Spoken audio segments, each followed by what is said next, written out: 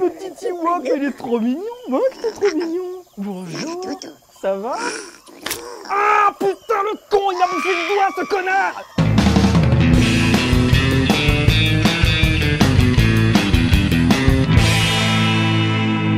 Il y a bien longtemps, dans une galaxie lointaine, très lointaine, vivaient des personnages tellement mythiques que les fans en ont tiré des dizaines et des dizaines de théories. Cette semaine, on va revenir sur 3 d'entre elles. Convaincantes, marrantes, un peu dégénérées ou complètement abusées, vous allez tout de suite nous dire ce que vous en pensez. Théorie numéro 1, R2-D2 et Chewbacca sont des espions infiltrés de l'Alliance Rebelle. Un gros Yeti et un petit tas de ferraille, c'est censé être eux, les James Bond de la Résistance face à Palpatine et à son empire dictatorial. Je sais pas pourquoi dit comme ça, j'ai un tout petit peu de mal à y croire. Votre manque de foi me consterne. Bon, en même temps, c'est vrai qu'on est dans un monde où, d'après certains, ce mec est la pire menace de la galaxie. Donc moi, vous savez, je veux bien qu'on me balance ce que vous voulez. À condition, bien sûr, que vous me filiez quelques tout petits arguments avec, hein, quand même. Faut pas déconner. Selon les fans, la théorie est très simple. Juste après la chute de la République, l'avènement de l'Empire et l'extermination des Jedi, nos deux amis droïdes et Wookiees ont été engagés par Obi-Wan et par Yoda, qu'ils connaissent bien, pour travailler en tant qu'agents secrets de la rébellion. À terme, leur mission, même si elle n'est pas vraiment hyper claire, aurait été de récolter et de conserver des informations permettant de mener les rebelles à la destruction de l'Étoile Noire et au retour de la paix dans la galaxie. C'est vrai que si on fait les comptes, R2-D2 et Chewbacca sont les deux seuls personnages de Star Wars, mis à part Obi-Wan, Yoda et C-3PO, à avoir fait la guerre des clones et la guerre contre l'Empire. Sauf que Obi-Wan, parti en exil sur une planète pourrie, Yoda, parti en exil sur une planète pourrie, et C-3PO, mémoire effacée. Comment sommes-nous tombés dans ce pétrin? Perds mon latin.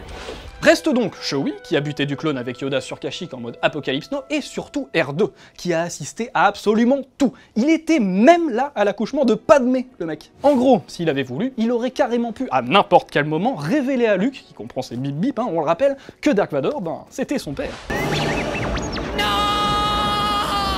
Mais comme selon la théorie R2 est un espion qui sait garder les secrets, il ne l'a jamais fait.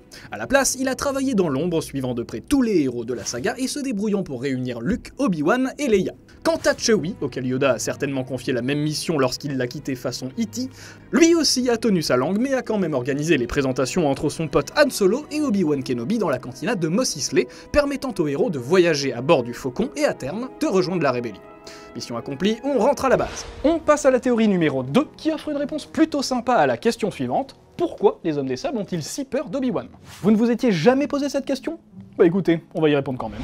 La théorie élaborée par Lunch77 sur Reddit part de cette séquence au début de l'épisode 4. Luke Skywalker et ses deux droïdes se baladent sur Tatooine, le monde est beau, les oiseaux chantent, quand soudain ils se font attaquer par un groupe de pillards Tusken. Luke se fait assommer et les pillards commencent à démonter son vaisseau. C'est là qu'Obi-Wan débarque dans sa bure de Jedi, cagoule sur la tête et en moins de 2 secondes, les hommes des sables se sont barrés. Pourquoi donc? Parce qu'ils savent pertinemment que peu importe les circonstances, you don't fuck with the Jedi? Mais non, voyons, ils sont complètement cons. Selon la théorie, si les hommes des sables sont littéralement terrorisés par Obi-Wan, c'est qu'il leur rappelle un bien mauvais souvenir. Un autre Jedi, vêtu exactement pareil et équipé du même sabre laser qui avait exterminé l'un de leurs villages au grand complet des années auparavant. Et oui, vous l'avez compris, les Tusken, littéralement traumatisés par le pétage de câble d'Anakin lorsqu'il avait vengé sa mère à coups de sabre laser, en ont probablement fait, dans leur petite soirée au coin du feu, une créature légendaire et monstrueuse à éviter à tout prix. Théorie numéro 3, expliquée par Nameless88 sur Reddit, les Ewoks mangent des humains. Eh bah oui, écoutez, voilà, Jabba bouffe des grenouilles, Chewie bouffe des porgs, le Rancor bouffe des petits cochons et le ver de l'espace bouffe des faucons Millennium, donc bon, pourquoi les Ewoks iraient-ils se priver? Et en même temps, qu'est-ce qui nous prouve que ces adorables et inoffensifs petits nounours soient en fait des amateurs de viande humaine bien saignante? Pour ceux qui auraient tendance à l'oublier, la première réaction de Wicket et ses copains lorsqu'ils sont tombés sur Luke, Han Solo, Chewie et les autres dans la forêt d'Endor, ça a quand même été de les attacher à des broches et d'allumer un grand feu. Honnêtement, je ne pense pas tirer de conclusion hâtive en affirmant qu'ils étaient sur le point de les bouffer comme des cochons. Sinon, à la fin du film, il y a cette image bien perturbante de quelques Ewoks en train de se taper un solo de batterie sur des casques de Stormtroopers, ce qui implique évidemment de façon automatique une petite question toute naturelle. Où sont passées les têtes qui étaient dans les casques? Eh ben à votre avis? Voilà, un droïde agent secret, des Tusken traumatisés ou des Ewoks bouffeurs de chair, n'hésitez pas à nous dire laquelle de ces 3 théories vous avez préférée.